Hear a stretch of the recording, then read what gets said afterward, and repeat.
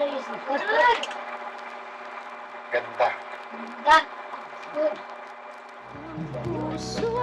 This is our prayer that these songs, ito pong mga awitin na ito na ibinigay ng Diyos, pinagkatiwala ng Panginoon sa atin, ay maraming mga tao na mapagpapala at maraming mga tao ang mabibigyan ng pag-asa at sila po ay makakakilala sa Panginoon sa pamamagitan ng mga awiting ito.